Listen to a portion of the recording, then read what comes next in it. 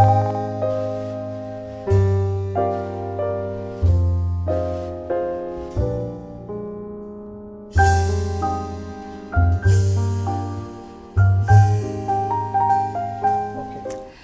my lovelies, and welcome to Where the Road Rises with me, your host, Eileen Curlin-Walsh.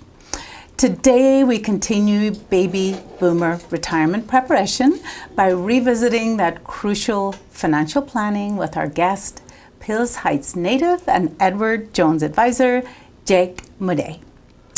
After training right here in Palos Heights with one of the best, his father, Edward Jones advisor, Jack Moday, Jake opened his own branch office in Tinley Park. For 8 years now, he has been preparing families and businesses to meet their financial goals and dreams. In addition to retirement savings and income strategies, Jake focuses on a subject dear to my heart, estate and legacy planning. So I am excited to have him share his wisdom with us today.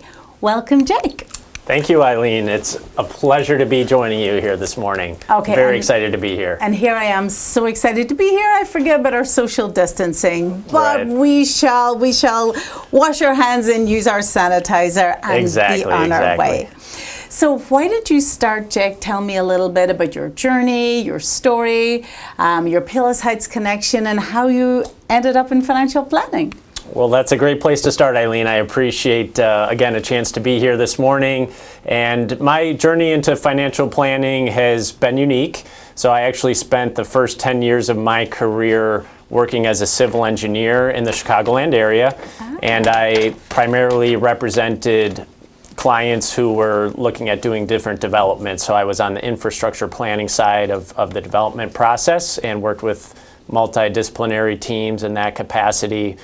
And over the years, through conversations with my father, who's actually a financial advisor, as you had mentioned, he recruited me to join up with Edward Jones. And that has been just a blessing. It's been a great fit for me. What I really enjoyed with engineering was working with some of those longer term clients on the different projects. And with financial advising, I have the benefit of working with individuals throughout their whole lifetime, which has been very rewarding. And it's very neat being able to work in this community as well. I'm old enough to remember riding my bike to the Benjamin Franklin in Palos Heights and buying my penny candy as a kid. So it is truly a blessing to be able to work in the same community that I grew up in. And I bet you don't miss that commute. It's very nice to work locally, yeah. No doubt about it. Absolutely. So Jake, tell us a little about your investment strategy for your clients. You know, how do you determine what matters most for them? How do you get them started? How do you keep them on track? Yeah, that's a great question, Eileen. And you know, where that really starts is with getting to know the client. So every client situation is unique. I know that can sound cliche, but it truly is the case where each client has a unique set of circumstances, unique needs and goals. And so it really starts with building a relationship with the individual client and understanding where they're coming from and where they're seeking to go. Beyond that, there are some key components to my investment strategy that I like to point out. And a major component is looking at things from a long-term perspective. We're creatures of the moment, typically, but it really is important to step away and look longer term when you're talking about investment strategy. And with that said, another key component is making sure that we're aligning the client with quality investments. Edward Jones has been around for 100 years, and we've gone through depression, recession, multiple wars, and there's a reason that we've been doing, working with clients as long as we have, which is we've gone towards quality investments, which is important. In addition to that, I take a very deliberate approach towards monitoring the markets and making sure that we're appropriately rebalancing based on economic conditions. Right. How wonderful to have all those years established with the company that you know is behind you as you make your way in this market and bring people into it, Jake? Definitely. It's definitely, there's always risks, and we'll get into that a little bit more, but that's also a big part of my process is understanding those risks, but also having that knowledge that, we've been through a lot of tenuous times in the past, and we've gone through them. Not just survive, but thrive. Exactly. Tell me this. This is something I'm very interested in, Jake, coming from a poor farming background. How do you help your clients develop a wealth mindset? It seems to me that there's so much more to saving and planning for the future than just how much do you make and how much can you save. It seems that it's developing that mindset. Could you speak to that a little bit? Yeah, and I really appreciate the way you phrased that question, Eileen, because I do think fundamentally the mindset is extremely important when it comes to finances, and you really can't understate the importance. It really is part of my process is to help educate my clients.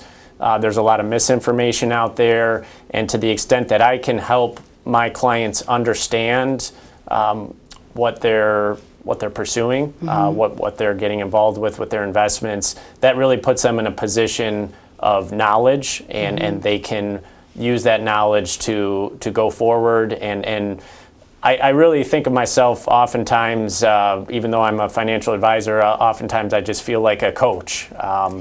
And that is a big part of my role, is to come alongside of my clients and just help them develop those healthy habits and the healthy frame of reference. And I love how you said that we're creatures of the moment. So to teach us that money's not just to spend or what we can get from it, but the long-term value of the saving, that we don't just bury, and even if we do want to save, that we don't bury the drachmas in the ground, that if we understand the world of investment and we're in it for the long run, that we really can have that wonderful compound effect. I love that book, The Compound Effect by, is it Darren Hardy? Maybe talk a little bit for those of us who need a refresher on the long-term effect, the compound effect of saving, with the percentages that we can make every year, and how we can do so much better than just putting it in our safe deposit box. Correct. And that's a great point, Eileen. And I wish in some ways that the school system did maybe put a little bit more emphasis on some of those investing principles. I think it was Einstein that called compound interest the eighth wonder of the world. And it really is helping clients understand that and get behind that. That's incredibly important, because clients have worked hard to earn money. It takes a lot of sweat equity to build up savings. The next step is to really be looking at how do you allow that money and those resources to work hard on your behalf. That's a big part of it. And it's really about empowering the individual to, again, it comes back to that education, but understanding where they're at, understanding how compound interest works, and having that work on their behalf. I love that, the eighth wonder of the world. And absolutely we should teach this in schools. You should take on that role, Jake. For sure. So let's go back a little bit. You mentioned client risk tolerance. So talk about how you manage that and how you help the client manage it. Yeah, so the risk tolerance is incredibly important, as you know, Eileen. And I have a process through the course of our relationship where I will go through a series of questions and just get an understanding of where my client is at. There's terms that mean different things to different people. Risk is a relative term, so it's really through the course of conversation where I'm asking good questions to uncover, as best I can, their own personal attitude towards how much risks that they can take on, and then that helps me as their advisor to inform how do we allocate their portfolio, and that sets the table for developing the plan. Right, and where they're at in their life, also their age. We've talked about the retiring baby boomers. That's going to be a different level of risk than someone in their 20s just getting started who has a lot of years for their money to grow and adjust to the various markets. Definitely, and taking into account their stage of life is incredibly important. And these conversations matter because, as we saw back in March, the market dropped roughly 30%, and that really gets at people's emotions, and I've seen that in a real way, and so this conversation about risk is incredibly important to my practice, just to make sure that we are properly allocating clients where they're most comfortable. And I mean, there's nothing more relevant to talk about than the pandemic. So life has unexpected twists, sometimes delightful and sometimes they're absolutely catastrophic. So how do you keep your clients updated, and how do they keep their goals relevant, and how do you deal with these unexpected roadblocks? How do they keep consistently building in the midst of all of that? Yeah, that's a great question, Eileen, because a lot of work, it's important to put a lot of work into the preparation because of those unexpected risks. And it's also equally important for me to stay in contact with my clients throughout the course of their life, because we talked a bit about there's risks in the market, but there's also risks of changing life events, and that's just a reality. Life brings about changes, and we have to stay in touch so that we can amend the plan as needed to navigate around those life changes. Okay. So that's definitely a big part of keeping clients on track. So if you were to characterize your approach to client wealth strategies, what would it be? Yeah, great question, Eileen. I would say the word comprehensive comes to mind. I want to be looking at the whole scope of their situation and looking at what's important to them again, and looking at all the different myriad of different risks that are at play. So looking at market risk, but also there's the unexpected risks. So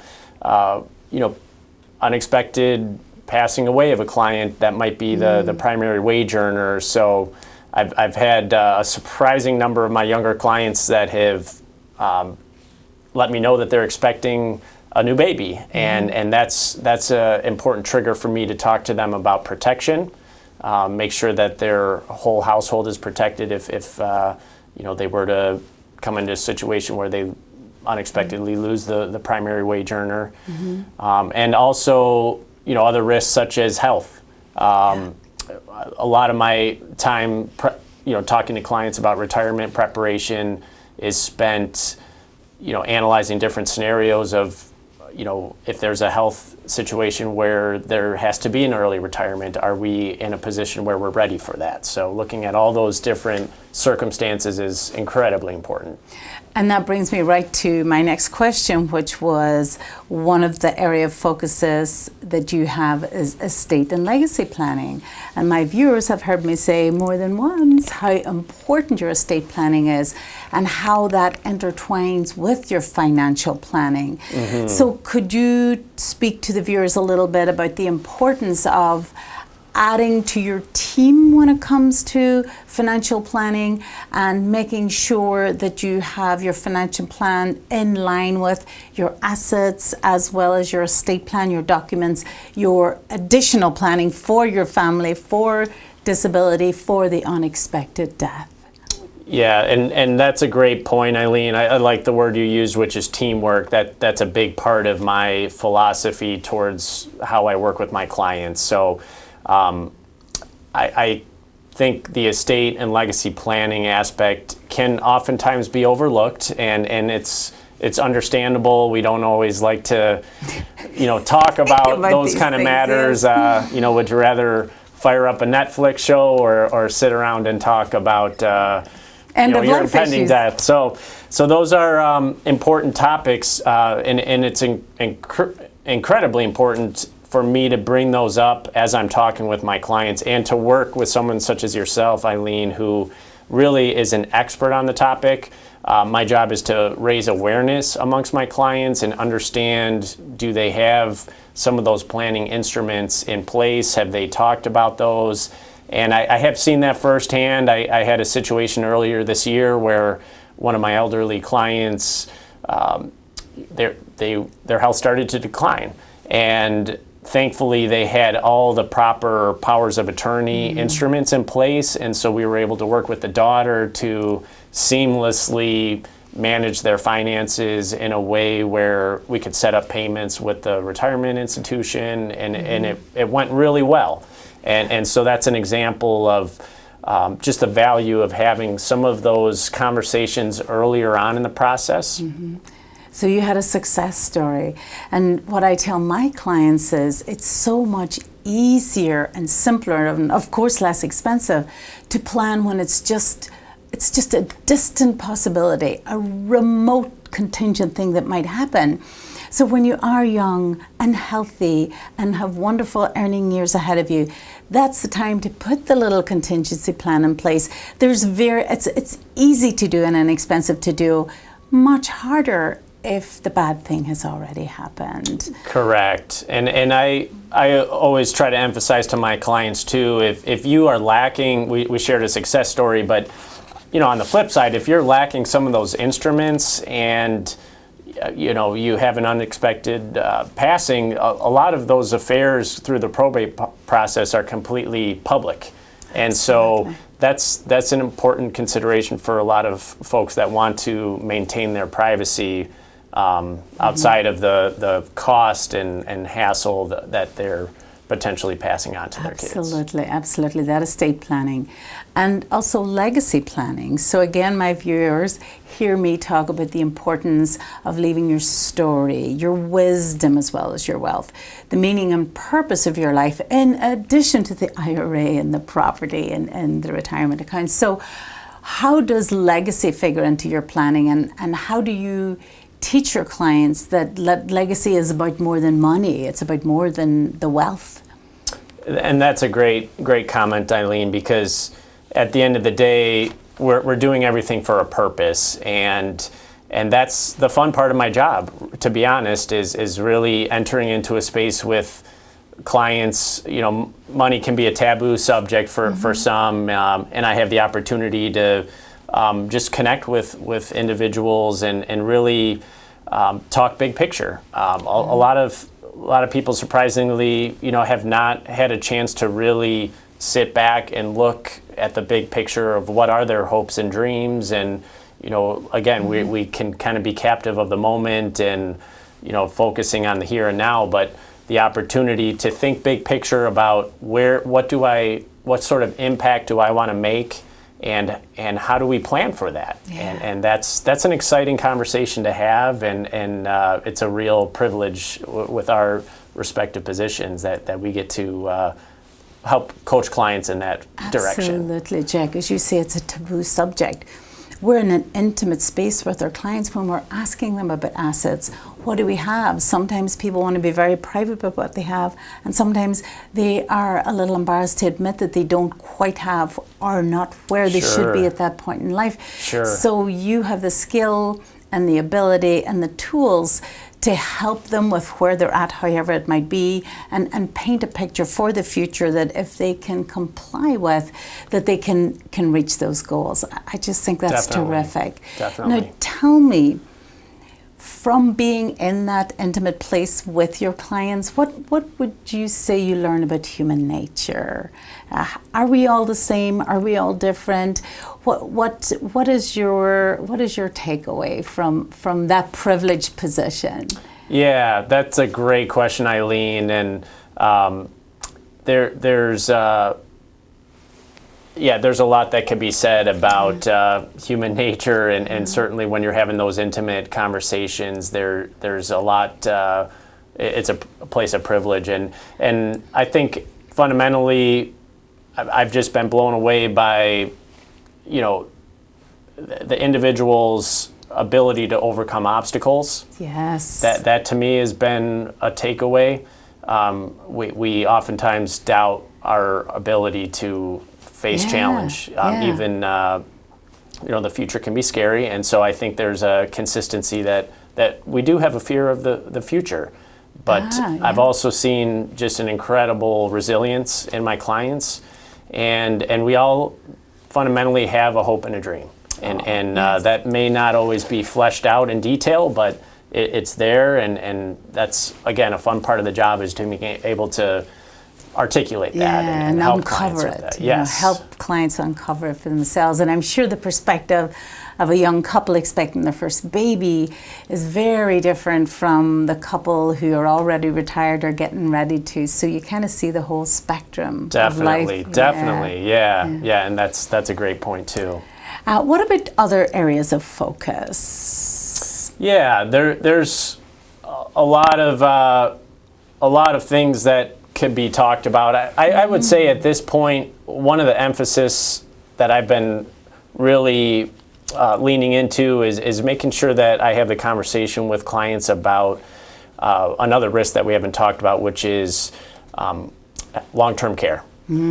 So that is an area that, again, it's maybe not a fun topic to talk about around the dinner table, but a very important one in terms of, the reality is lifespans are extending, and healthcare costs are going up beyond the standard inflation rate. So you put those two together, and then, on top of that, you have Medicare, which has limitations on what it will cover. It's more of an acute care program versus the long term. So you put all those together, and there are significant risks out there.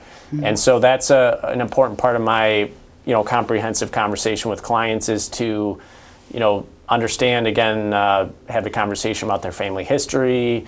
Do they already have a plan in place to cover those potential risks? And if not, let's have a discussion about what are some of the key strategies out there, and because there are solutions to be had. Right. And what about business planning for businesses like Carolyn Walsh Law?